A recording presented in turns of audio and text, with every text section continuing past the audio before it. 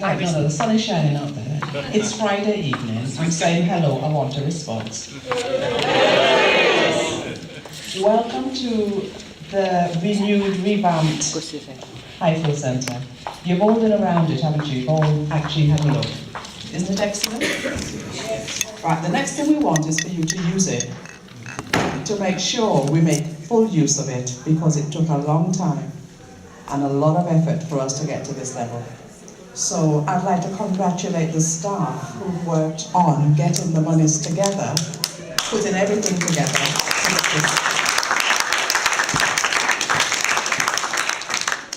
We will be starting with a film. No? Okay.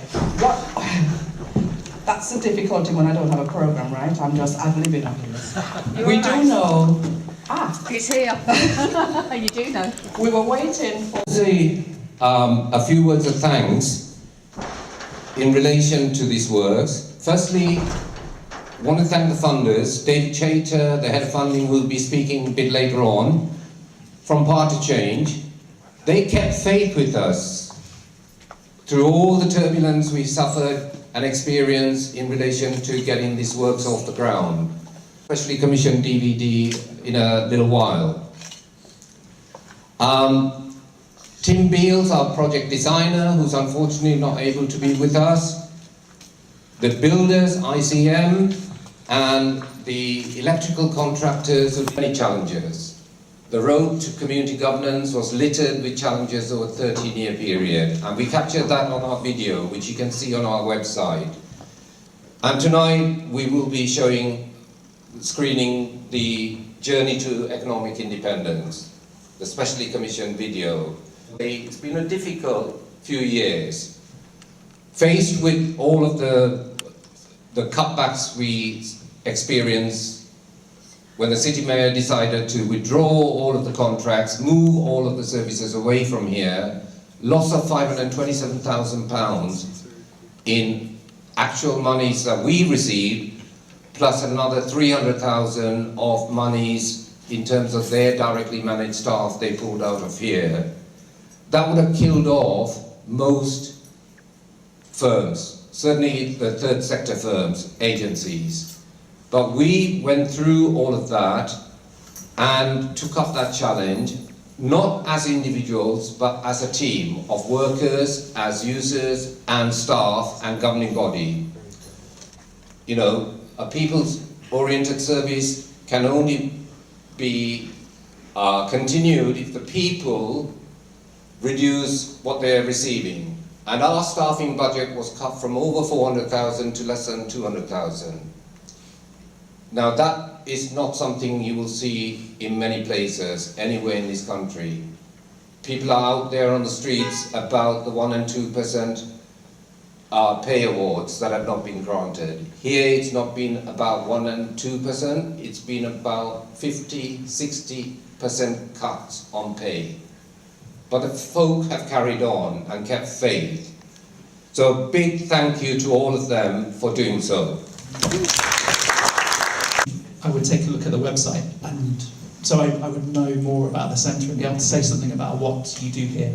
And after a couple of minutes I gave up, because I decided it just wasn't really possible to summarise the sheer variety and diversity of activities that happen here. So from the very youngest, from the early years work, to the elders groups, the kind of commercial activity, and all of the history that I know we're going to hear about today. But the one thing that did resonate was the 3 E's strategy. And the reason that it resonated is because Power to Change funds community businesses. So what we're interested in is better places through community business. And if I tell you what a community business is, you can see why we might have funded Highfields. So the idea is a community business is one that's owned and run by and for the local community. So we want it to be somewhere that benefits the local community. So that was a fairly easy one for Highfields. One that's locally rooted, one that is kind of tied into that local community and represents the diversity and the mix of people who are around there. One that is accountable to that local community, so that independence from the local authority, that governance structure, the membership is really important. If you don't like what an organisation is doing. How do you stop them from doing it? How do you change what they're doing? That is making a profit, and that, I think, is a huge challenge, especially given the cuts and the challenges that Priya talked about. But hopefully one that tonight marks the start of having more diversity of income, more opportunities to earn income through the cafe or through trading. And that's what we're interested in, and that's why we funded Highfields. Like it or not, you are part of a community business movement. There are about 6,000 organisations like Highfields across the country, community businesses.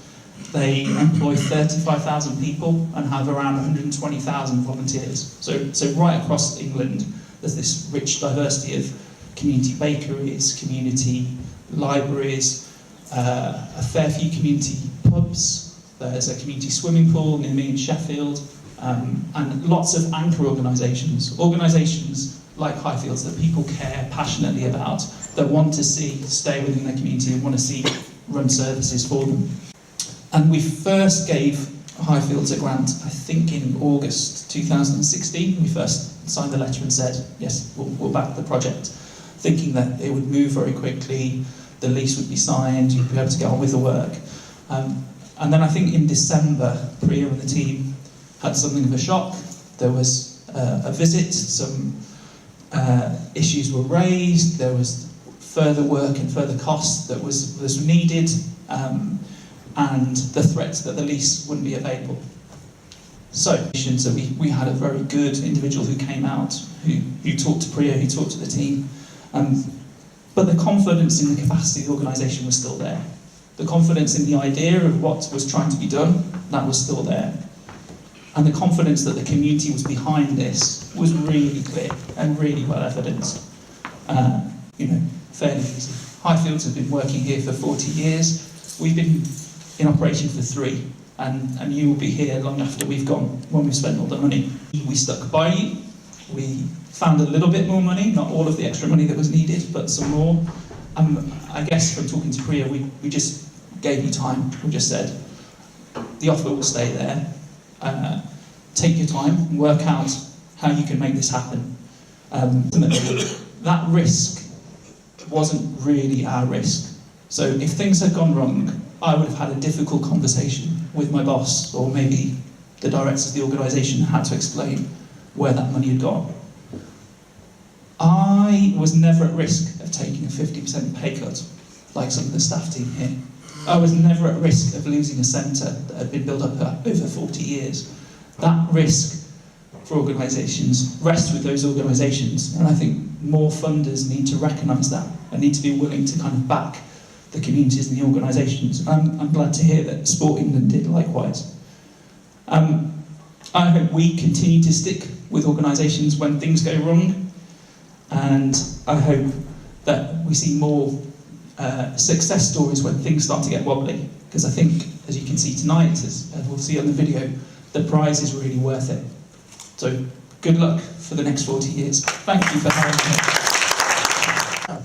As Priya has said, I was roped in at some point to do an independent assessment of the relationship between this centre and the City Council, and one Peter Soulsby in particular. What struck me about the centre and about that relationship at that time was the sheer trauma that the staff were being put through unnecessarily by members of the City Council, and the sacrifices they were prepared to make in order that this centre could not just continue, but grow and expand into the vision that they, and indeed the community, have for it. It seems to me that we're all in a pretty bad way, as an electorate, as communities, as a country, when it is possible for one person,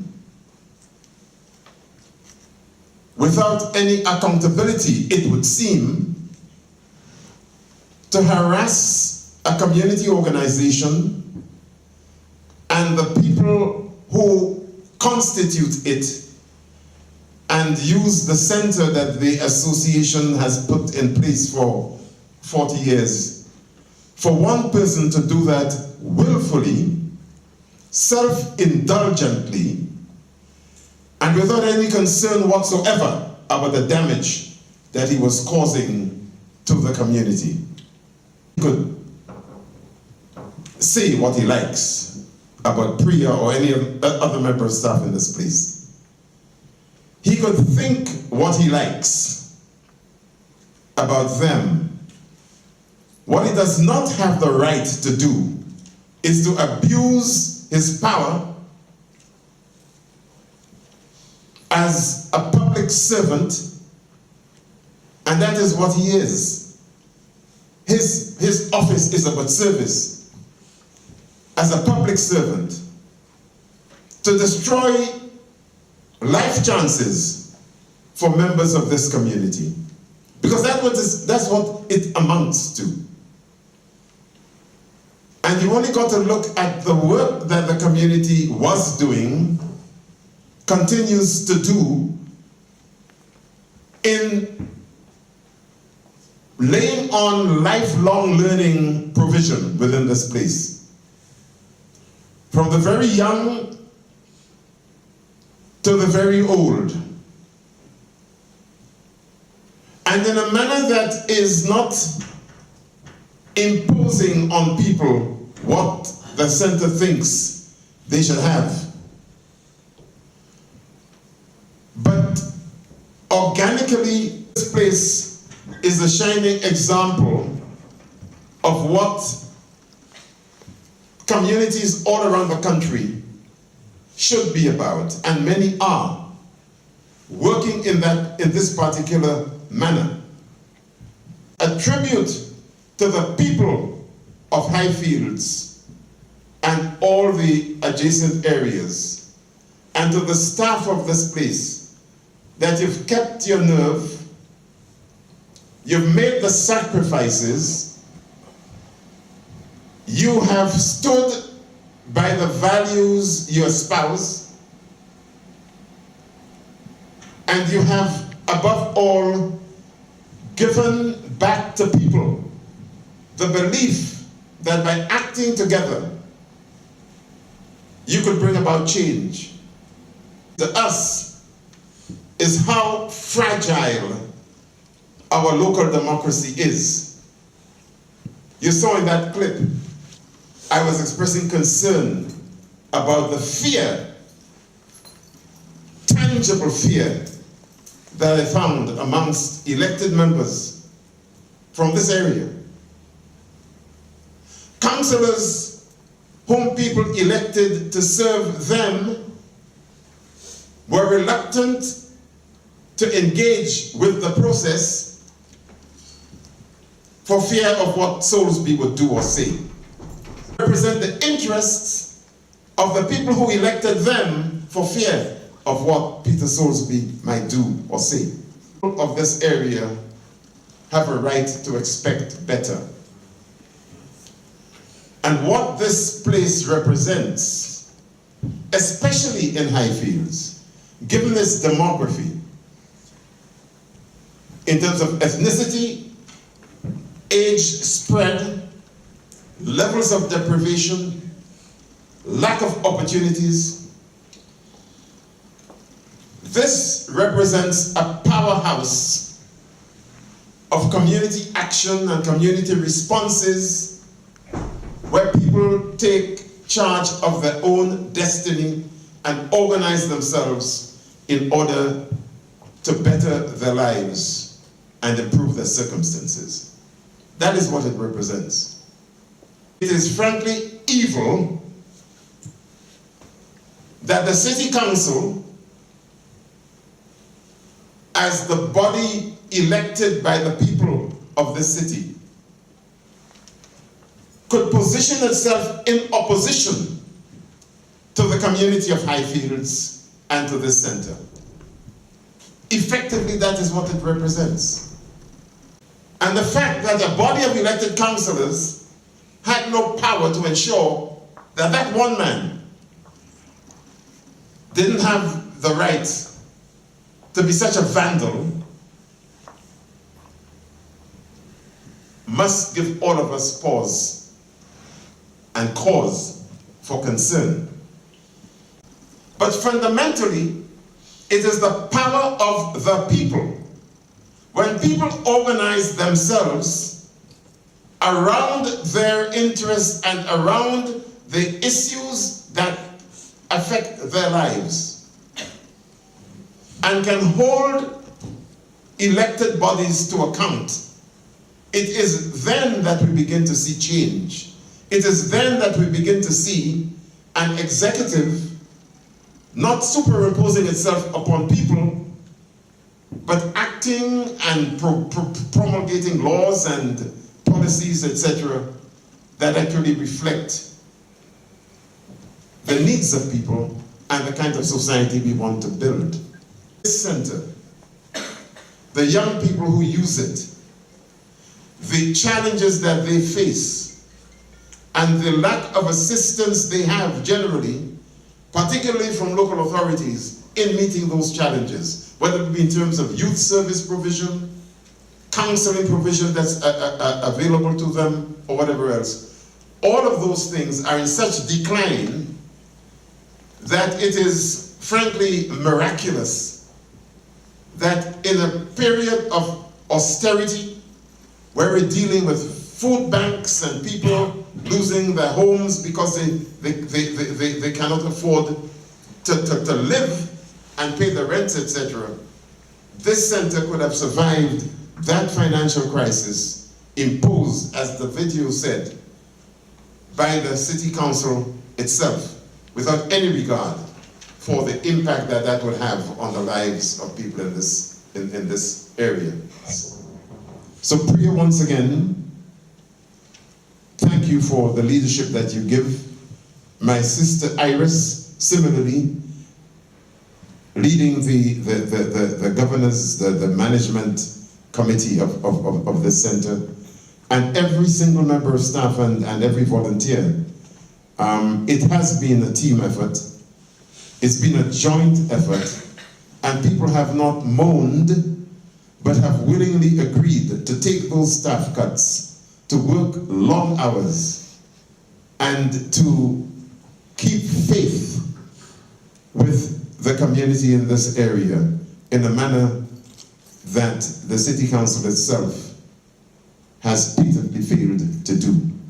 So thank you.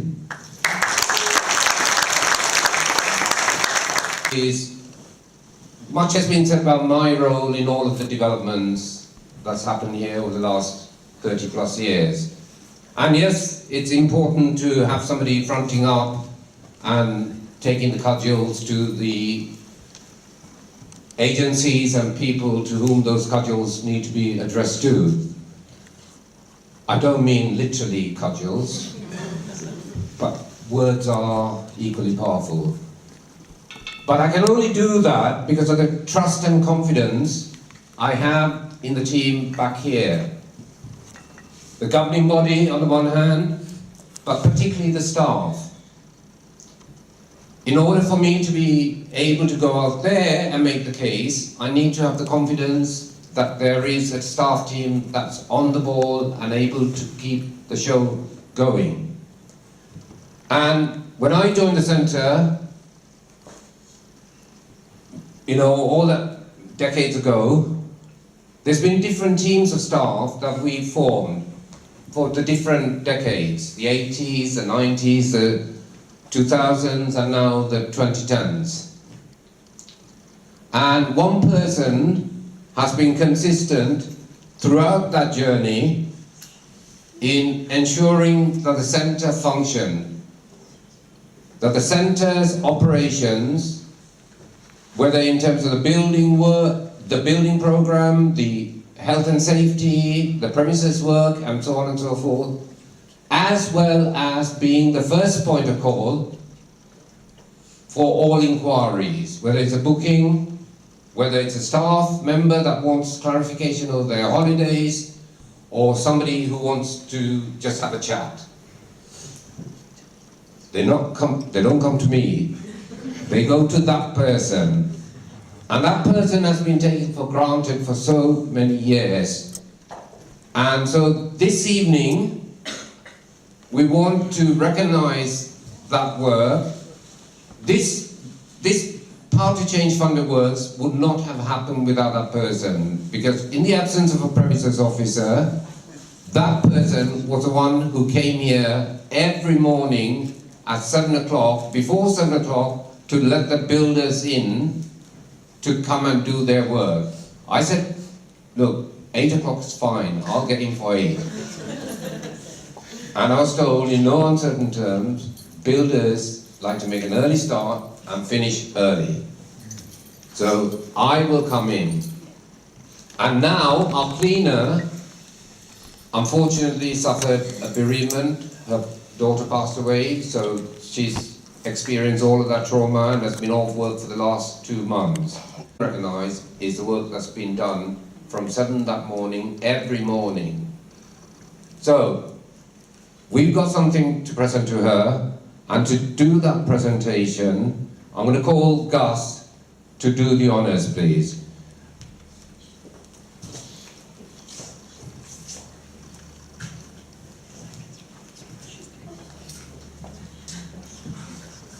Okay, where is Pat?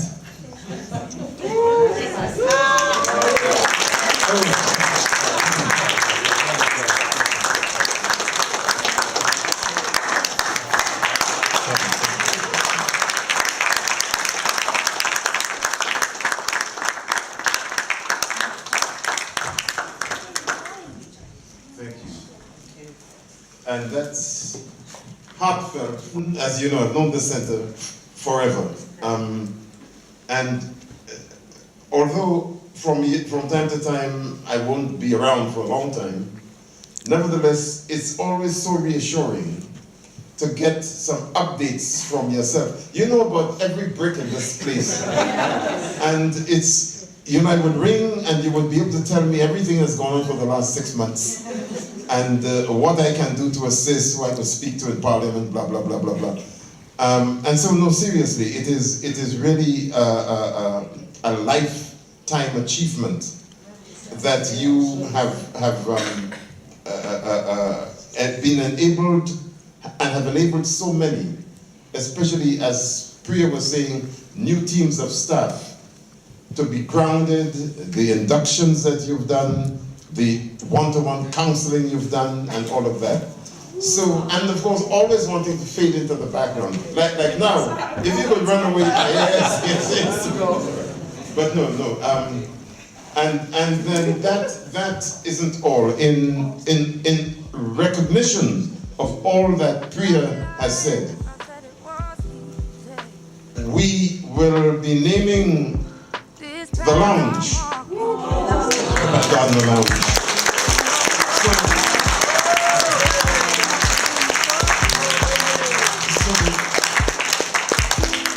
Your mark will remain indelibly on this place.